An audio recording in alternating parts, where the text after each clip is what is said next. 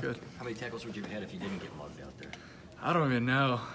I guess we'd have to ask the Big Ten refs for a favor one time, try to help me out. Is that the most you've ever been double teamed? Yeah, I love the smoke, and it's a great opportunity for my fellow defensive lineman. Quiddy Pay really stepped up. Josh Uche, great game as well. And that's the great thing. It's like about our defense is that there's one difference between this year and last year is that we got guys that if, how Rashawn unfortunately, went down and had a shoulder problem, other people stepped up. And if, the attention kind of shifted away from him and maybe a little bit more onto me, somebody else is there to make plays. And ultimately we got the dub. Chase, how much does having Rashawn opposite you help you? I mean, we hear a lot about the other way. How much does it help you having Rashawn on the other side of the line? I think the biggest factor, there's tons of ways Rashawn helps myself and the entire defense. Rashawn's just a baller. But I think, I was thinking about this because I get this a lot too. It's tough to mention my name without, but, I'm sure you guys see some of that. And I think the biggest thing about Rashawn is that he's such a presence that even if they're not, maybe paying more attention in terms of blockers on him, that it kind of funnels people towards me. And typically I have my biggest days because you saw in the first half I had 9 tackles or 10 tackles, whatever it was, because, they were running a lot more plays my side. But whenever you're that guy, sometimes they don't necessarily do that, and it makes it a little tougher. I think Western Michigan was kind of an example of that in recent memory, was that they ran a lot of strong side, didn't do a lot of shifts and Y across. So. Do you feel like you're playing at a different level? I feel like I'm definitely playing better in some of my best football, but I still feel like I haven't played my best football. I'm setting myself up for that game where it's like, this is Chase Winovich, and I don't think I've played that game yet. I think it's coming. What's the game look like? Working. What's the game look like? The way I see it in my head, it's if I had to look at it from a number standpoint, I would look at it and say, multiple sacks, just from a grading out percentage. From a pass rush point of view, I'd say just simply unblockable. That game where it's just like, no matter what they did, no matter how many people they put on me, in my head, that's what I'm chasing. So it's like whenever I come out and I have a good game and a lot of people tell me, how great it was and stuff, it's just in my head, it could be better. I want to be a shark in a game full of guppies. So I'm working for that. How long have you been thinking about this game? Did you dream about it? How long has it been on your mind? For that game? Yeah. You're always in pursuit of it. And it's not just one game. It's the thing about, having success. Sometimes success can hurt you way more than a loss ever could. And so I'm sure that, the coaches here do a great job of making sure that we stay humble and we stay working. But, I focus on trying to get there and stay at that level. And I think we're ascending with the help of the coaches, including the strength staff and everyone else involved. How many reps did you have on Saturday? I think it was like 60 some. It felt like a lot. It was probably the most sore, the past day or two that I've ever been. I don't know, it was just a battle. Your reps are always high though. Do you do anything different? Madison always says you go until you can't go. We have so much depth, and you go get out. Right. Do you do anything different conditioning-wise and off program to get yourself? Because it seems like your reps are always much higher than to go that hard. For me, it's maybe it's just the way I am. It's in my blood. It's in my DNA. I just view myself as a workhorse. I think there's a lot of things you could take away from me and critique me. I'm out there working, and I'm out there trying to get after it. My parents are really hard workers, probably harder workers than I am. My grandparents, they were harder workers than me. From my great-grandparents working in the mills and stuff. And I take inspiration in all that. And so I just say it's not even a choice. It's just who I am. I go out there and maybe I could ask to come off the field, but I had a job, and I intended to do everything in my power to finish that. They would have to to break my leg to take me off that field. Should I know what you're doing with your hands, your fingers after? Oh, my friend Kate, she was in the hospital in Chicago, and my other friend Matt Thompson had reached out to me and kind of, relayed this message that, she was a big Michigan fan. I think he asked me to send her something, and I said, I'm going to actually be in Chicago for the Big Ten Media Day. I got something better. So I worked it out with her mom, and I was just like, I would love to swing by and take a visit. So I ended up, visiting her and her family in the hospital, and I just sat down with them for probably 20, 30 minutes and just hearing her story, and it was amazing. As a fellow Michigan student, just how much passion she had for the school, and especially our football program, and all the smack talk she did to all the other nurses and stuff. And it was just everything about it just inspired me. And I left with great appreciation for not only life, but just the mission that this team was on. And I knew we were playing at Northwestern, and she probably wasn't going to be able to go, but I knew I wanted to do something to help make it special. And so I threw up the crown, which her mom helped me with, which is her sorority at Michigan, Zeta. That's their kind of their sign.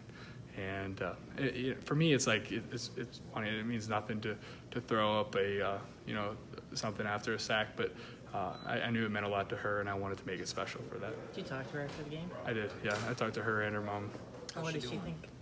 We were just texting, but I knew it meant a lot to her, and just receiving messages from her friends and everything, just saying how much it had meant to her, and it was cool. How's she doing? She's still not. She took a turn for the worst about a month ago. Let me rephrase that.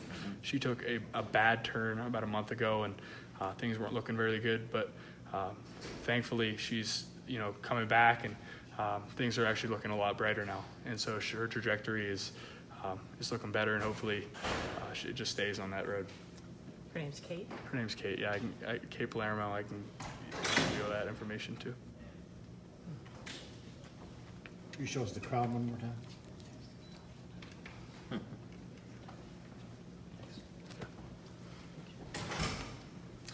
Number one defense in the country, but there's still critics. David Long felt compelled to respond to them on Twitter. Did you see that? And how do you react to the criticism like that?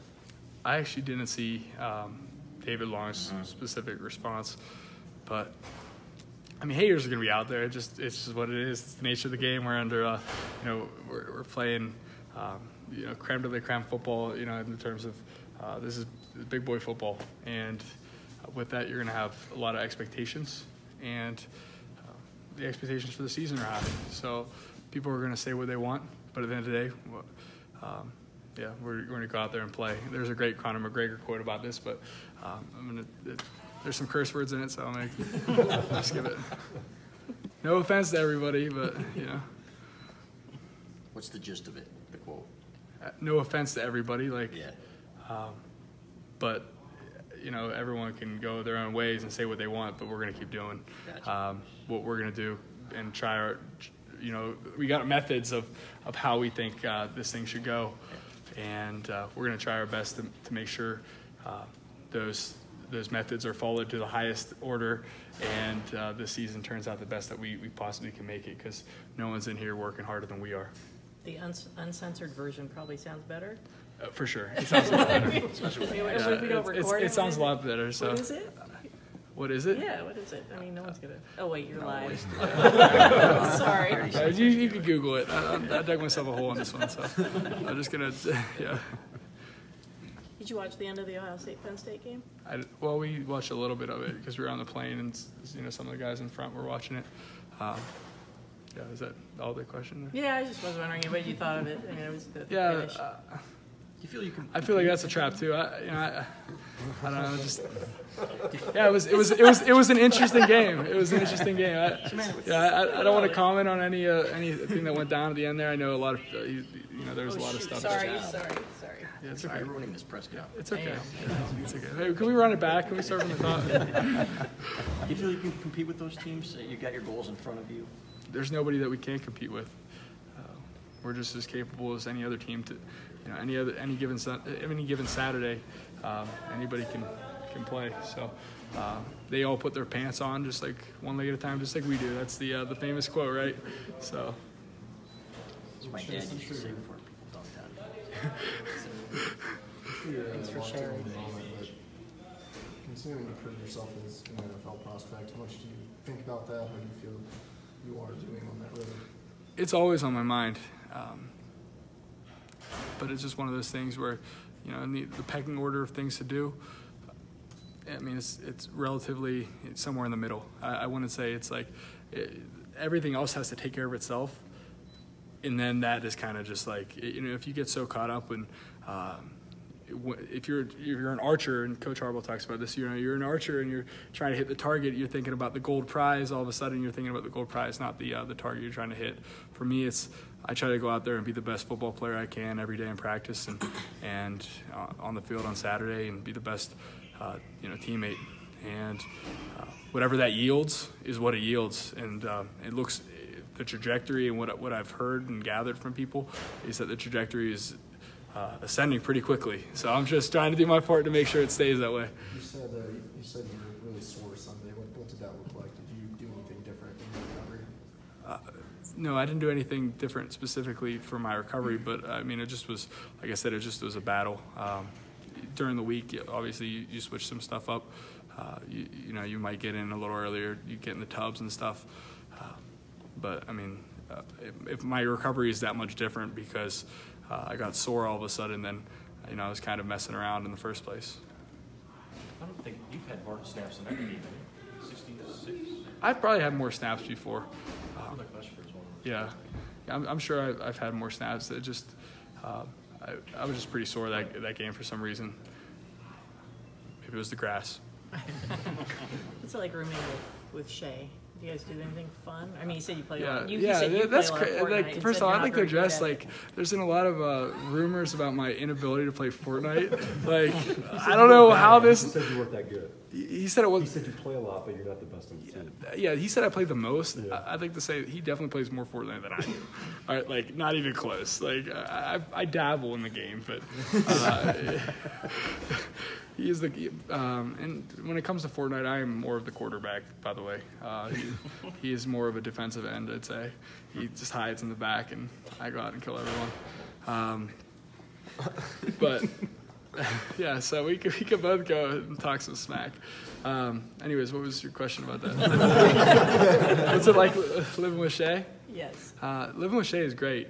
He just cracks me up. He just he's very, like, just the way he operates. I don't want to give away too much of his persona and personality. You guys can do that for yourselves. But he just, like, he's not malicious in anything he does. Like, he'll just go out there, and if there's some garlic bread there, just dabble in it and enjoy himself. It's not malicious. He just is funny. Like, he just cracks me up. Garlic bread? It's a joke because I had noodles and company the other night, and he had gone out there, and there was garlic bread there, so he had eaten the garlic bread and put it back in the bag. And so I walk out, I'm like, wow, they didn't give me any noodle or any garlic bread. And then I was like, it had to be Shay, because he was the only one there. But he cracks me up. He's a great friend and a great teammate. He's always, if he's not on Fortnite, he's on. He's looking over film, and we're always talking about just what their offense or defense looks like, and we're always focused on the task at hand. If we're not taking a little bit of relaxation time on the Xbox. How did living with him come about this year with him being a transfer and upperclassman? It's kind of like, okay, what do I do with my wings? It was funny. It was kind of one of those things, I think, even as soon as he came and took his visit here, it was kind of like he had an aura about him, and we kind of hit it off right away. And I think it was probably brought up in the very first time we met, is like, we kind of came to an agreement, like, you come here, I'll come back, that deal.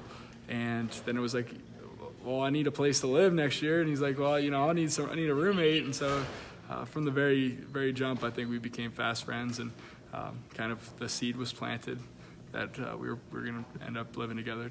So. Did you live with them in the spring? No, I didn't live with them in the spring because I had a lease that went to August. So. What's up? Gotta get the May to May leases. Yeah, I got to get the May to May, but got to do what you got to do. All right. Well, thank you guys for your time.